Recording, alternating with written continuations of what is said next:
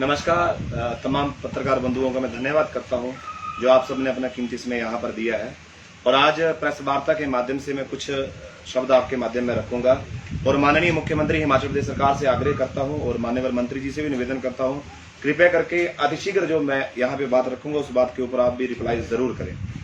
हिमाचल प्रदेश के सामाजिक न्याय मंत्री श्रीमती सरवीन चौधरी जी के द्वारा अपने विधानसभा क्षेत्र में अपने ही राज से काम करवाए जा रहे हैं और ना तो कानून का नियम देखा जा रहा है और ना ही कोई तरीका देखा जा रहा है। सरकार के किसी भी रूल को, प्रोटोकॉल को फॉलो ना करते हुए वो काम कर रहे हैं। मैं बात करूं यदि पीडब्ल्यूडी विभाग की, तो लोक निर्माण विभाग के हमारे 2 कर्मचारी ऐसे हैं जिन्हें 2018 से मंत्री जी के घर में बर्तन साफ करने के लिए लगाया गया है, चाहे वो बेलदार हो, चाहे वो हमारे निम्न स्तर के कर्मचारी हो। उनमें से एक कर्मचारी हमारे ऐसे हैं जिन्होंने माननीय पीडब्ल्यूडी एक्शन जी को कंप्लेन भी की कि मैं माननीय मंत्री जी के घर में काम नहीं कर सकता हूं। उसका तबादला जो हमारे मदन कुमार जी सन ऑफ श्री स्वर्गीय मेयर जी जो रेड कुमार के स्थायी निवासी है, उनका तबादला 16 जून 2018 को द्रेणी से शाहपुर विश्राम गृह कर दिया गया। उसके बाद वो मंत्री जी के आवास पे लगा दिए गए कि वहां पे बर्तन साफ करो, झाड़ू लगाओ, पोछा लगाओ। पीडब्ल्यूडी विभाग के कर्मचारी होने के बावजूद भी एक विभाग कार्यालय से दूर रखकर मंत्री जी के निजी आवास में वहां पे भेजा गया। उस कर्मचारी के द्वारा 16/10/2018 को लोक निर्माण विभाग के एक्शन को कंप्लेन की गई, कृपया करके मुझे वहां से बदला जाए और मंत्री जी के घर में मैं सफाई पोछा नहीं कर सकता हूं, वहां पे बर्तन साफ नहीं कर सकता हूं। लेकिन विभाग की तरफ से, माननीय एसडीओ की तरफ से उन्हें थर्ड लेटर दिया गया और 23/2/2019 को उन्हें द्वारा से आदेश दिए गए कि जहां पे रहो वहां पर ही रहें, यदि आगे कोई शिकायत करते हैं तो आपके विरुद्ध कार्रवाई की जाएगी।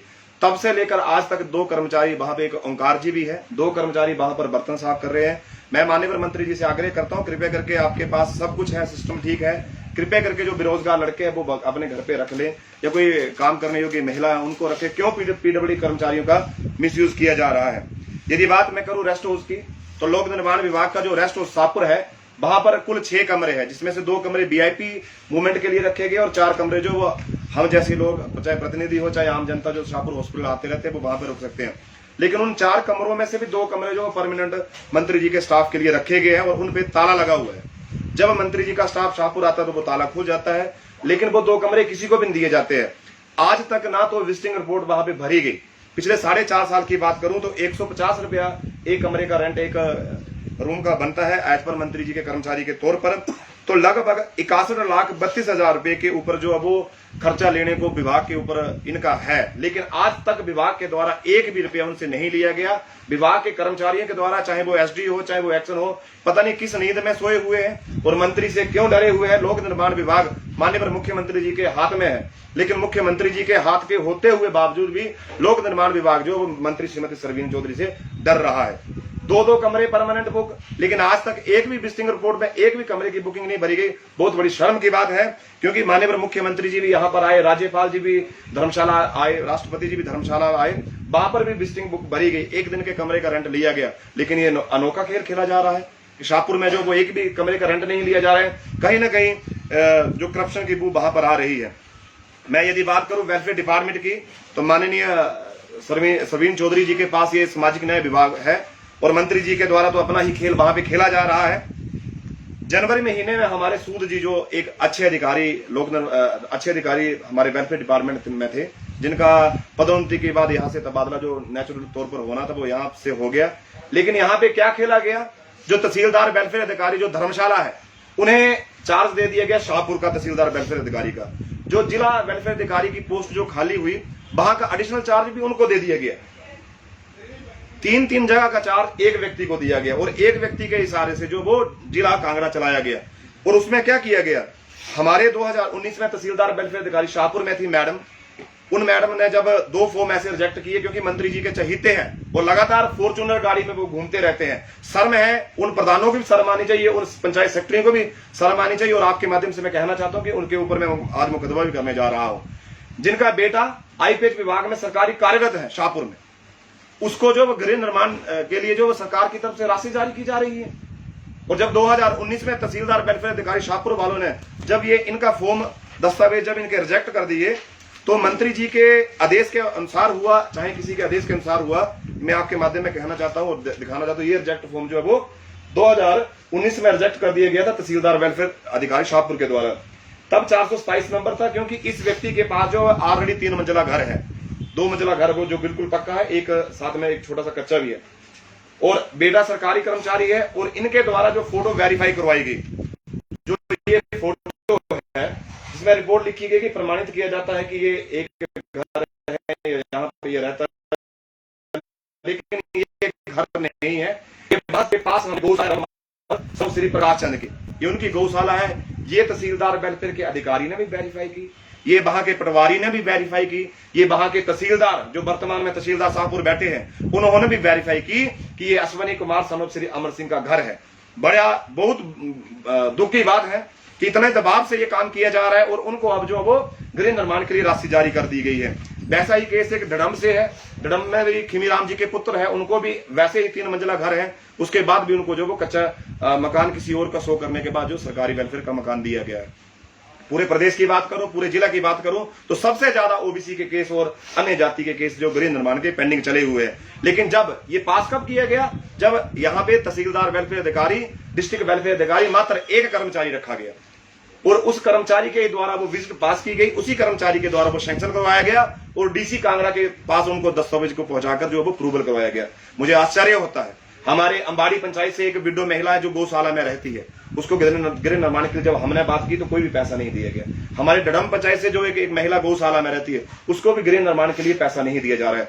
650 से ऊपर केस शाहपुर विधानसभा में पेंडिंग चले हुए हैं जो ओबीसी कैटेगरी के, लेकिन उनको नहीं देखा जा रहा है, गरीब को नहीं देखा जा रहा है। और 2 मंजिल और 3 मंजिल वाले, और जिसके घर में गाड़ी है, अश्वनी जी के पास तो 2-2 गाड़ियां हैं, बुलेट रखा गया है, फिर भी उनको गृह निर्माण के लिए पैसा दिया जा रहा है। पीछे कुछ पोस्टें निकली थी, तो वेलफेयर विभाग के लिए जो पोस्टें निकली थी, आंगनवाड़ी में जो पोस्टें निकली थी, वहां पर तहसीलदार वेलफेयर अधिकारी जो हमारे तहसीलदार जो शाहपुर के थे, उन्होंने विडो महिलाओं का 50-50 हजार का आय प्रमाण पत्र भी नहीं बनाया।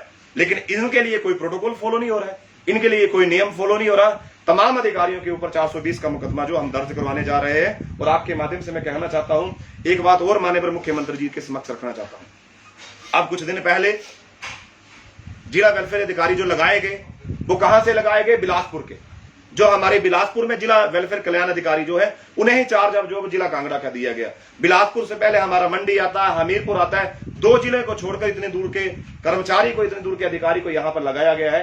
हिमाचल प्रदेश के सामाजिक न्याय मंत्री जो है वो भी हमारे शाहपुर के रहने वाले हैं, जिला कांगड़ा के अंतर्गत आते हैं, लेकिन जिला कांगड़ा में ही वेलफेयर अधिकारी की जो जिला वेलफेयर अधिकारी की पोस्ट वैकेंट पड़ी हुई है, और बाहर के लोगों को बुलाया जा रहा है। 10 मीटर दूर हमारे बीडीओ साहब बैठते हैं, क्या बीडीओ साहब को ये चार्ज नहीं दिया जा सकता था? आए दिन किसी न किसी प्रकार का उस डिपार्टमेंट में करप्शन किया जा रहा है, और मैं डायरेक्टर साहब से भी आग्रह करूंगा, सेक्रेटरी साहब से भी आग्रह करूंगा, कृपया करके इसके ऊपर कार्रवाई हो।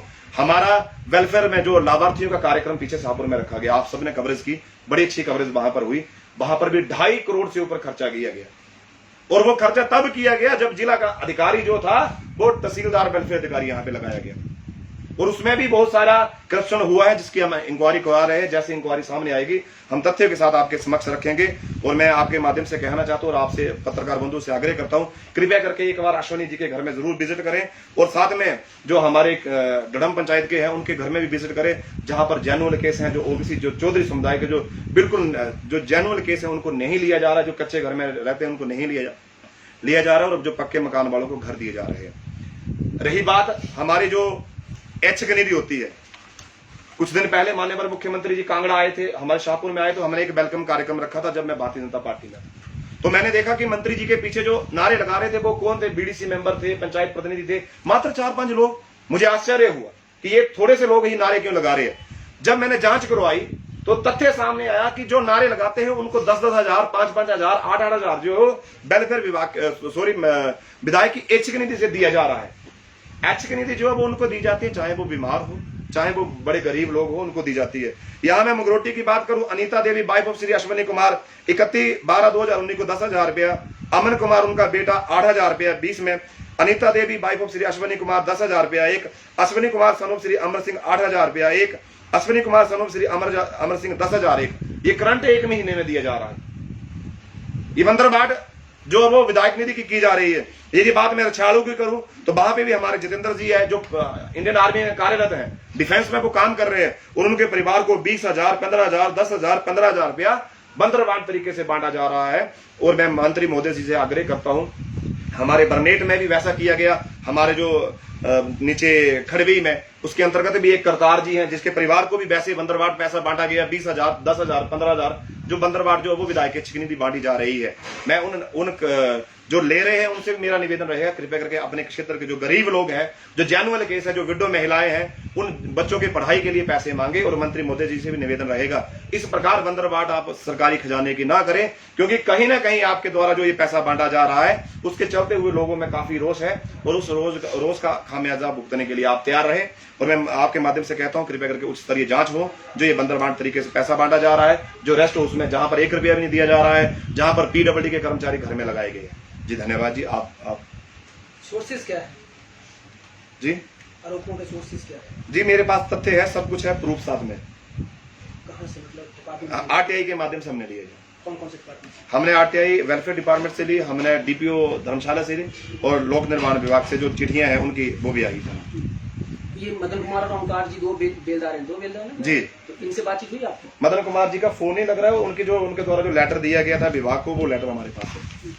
और मेरी एसडीओ साहब से बात हुई जिसकी रिकॉर्डिंग भी फोन में मेरे पास है अभी पड़ी हुई।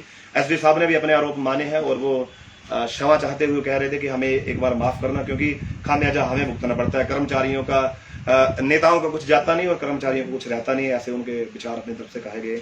इन बेलदारों ने लिखित में रिपोर्ट दी थी? जी जी जी, बेलदार ये जो हमारे श्रीमान मदन कुमार जी इनके द्वारा भी लिखित रिपोर्ट दी गई थी। अच्छा, ये लिखित दी गई थी जी। लेकिन बड़ी दुख की बात है कि पीडब्ल्यूडी एक्शन कांगड़ा के द्वारा उस समय कोई एक्शन नहीं किया गया, उल्टा एसडीओ के द्वारा उनको थ्रेट लेटर दिया गया कि आप कृपया करके आप द्वारा उस नौकरी में चले जाएं। ये लिखा हुआ है इसमें? क्या इसमें लिखा हुआ है? इसमें लिखा हुआ है कि जहां पर आपको लगाया गया है, स्टेशन नहीं बताया कि कहां पे लगाया गया है, मतलब शब्दों में बताया कि जहां पर आपको रखा गया कृपया करके आप समय के अनुसार वहां पर पहुंच जाए, नहीं तो आपके ऊपर कार्रवाई, विभागीय कार्रवाई होगी। कौन एक्शन थे उस समय? उस समय हमारे वहां पर एक्शन मेरे ख्याल से महाजन जी हुआ करते। वो महाजन जी तो काफी चहीते भी थे, क्योंकि आए दिन उनकी फोटो शाहपुर से ही आती थी। और मैं आपके माध्यम से एक बात और कहना चाहता हूँ, जब पीछे मैंने भारतीय जनता पार्टी छोड़ी तो बहुत सारे कार्यकर्ताओं ने, बहुत सारे विधायक गणों ने मुझे फोन भी किया, कार्यकर्ताओं ने आरोप लगाए कि आपने गलत किया, दल बदल दिया। दल बदलने का कारण क्या? जब भी हम सरकार के समक्ष ये मुद्दे रखते थे तो सुनने वाला कोई नहीं था। मैं मीडिया का बहुत धन्यवाद करता हूं, आज तक जो भी हमारी मांग स्वीकार सरकार ने की है वहां पर मीडिया का सबसे ज्यादा योगदान रहा है। चाहे वर्नेट टू घेरा हो, चाहे त्यारा हॉस्पिटल की बात हो, हर मुद्दे को मीडिया ने उजागर किया है और वहां पर हमारा योगदान मिला है, तब जाकर हमारी जीत हुई है। लेकिन धरातल पर यदि मैं राजनेताओं की बात करूं तो भारतीय जनता पार्टी के किसी भी नेता के द्वारा हमारे ऊपर कोई योगदान नहीं रहा, उसके कारण हमने पार्टी छोड़ी है। आज आपके माध्यम से, आप मीडिया के माध्यम से कुछ लोग कमेंट भी कर रहे होंगे, मैं उनको भी कहना चाहता हूं इस कारण हम पार्टी छोड़कर गए, क्योंकि पार्टी के साथ हमारा पारिवारिक नाता था। आज किन किन मामलों की जो लिखित रिपोर्ट जो है वो, या फिर आप पीआई दर्ज करवाने जा रहे हैं? आज ज्यादातर तो मैं पीडब्ल्यूडी जो हमारे मदन कुमार जी वहां पर लगाए गए हैं, और साथ में जो ये वेलफेयर विभाग के द्वारा जो बंदरवाट तरीके से जो गृह निर्माण की राशि जो जारी की गई है, और हैरानी होती है 3-3 साल सरकारी कर्मचारी बेटे को लगे हुए हो गए, और पंचायत सेक्रेटरी के द्वारा उसको जो बीपीएल से नहीं काटा जा रहा है। उसके घर में गाड़ी है, 4 व्हीलर गाड़ी है, लेकिन उसे जो वो बीपीएल परिवार से नहीं काटा जा रहा है। मैं खुद ग्राम सभा में गया, ग्राम सभा में समस्त लोगों ने बोला कि इसे बीपीएल परिवार से काटो, लेकिन वहां के सेक्रेटरी के द्वारा, मंगरोटी पंचायत के प्रधान के द्वारा आज तक वो परिवार जो वो बीपीएल परिवार से नहीं काटा गया। 3 साल से ऊपर जो वो सरकारी आईपीएच विभाग शाहपुर में उसका बेटा अमर कुमार जी लगे हैं, भगवान करे अच्छा पड़े और आगे आने वाले समय वो एक्शन भी लगे, लेकिन वहां पे लगाया गया, लेकिन आज तक वो बीपीएल परिवार से नहीं काटा गया। मैं चाहता हूं कि आगामी उच्च स्तरीय कार्रवाई हो और तहसीलदार से लेकर तहसीलदार वेलफेयर अधिकारी तक जो वो कार्रवाई की जाए। हमको जी बात करें शाहपुर विधानसभा क्षेत्र की, वहाँ से बहुत सी पंचायतें ऐसी हैं जहाँ पे बीपीएल की जो सूची है वो अपडेट नहीं हुई पिछले 5 सालों से, तो उसके लिए क्या कुछ कार्य आपके द्वारा किया जा रहा है? क्योंकि उस सूची को हर 1 साल बाद रिन्यू किया जाता है, बट अभी तक 7-8 सालों से सूची अपडेट नहीं हुई है, तो उसके लिए क्या कुछ कार्य किया? उसके लिए भी हमारी आगामी 22 तारीख को जिला परिषद की बैठक होने वाली है, वहां पर हम उस मुद्दे को जरूर रखेंगे। लेकिन सबसे बड़ी बात यह है कि जिसका राज है वो अपने राज का दुरुपयोग कर रहा है, उस कारण जो कर्मचारी भी, और मैं उन कर्मचारियों से आग्रह करता हूं, अधिकारियों से आग्रह करता हूं, डर कर नौकरी ना करे। यदि नौकरी करनी है तो तहसीलदार वेलफेयर अधिकारी जो पहले वाली थी, जिसने काम नहीं किया, जिसने फॉर्म रिजेक्ट कर दिए, जिसने नेताओं के आदेश नहीं माने, लेकिन उसको उपहार के तौर पर क्या मिला? तबादला। तबादला कहां हुआ? तीसा के लिए, बढ़ियात के लिए, तीसा के लिए उनका तबादला किया गया। यदि नौकरी करनी है तो अच्छी छवि से नौकरी करे, ऐसे डर कर नौकरी ना करे जिसके कारण कहीं ना कहीं आने वाले समय में आपको कार्रवाई की गाज गिरे।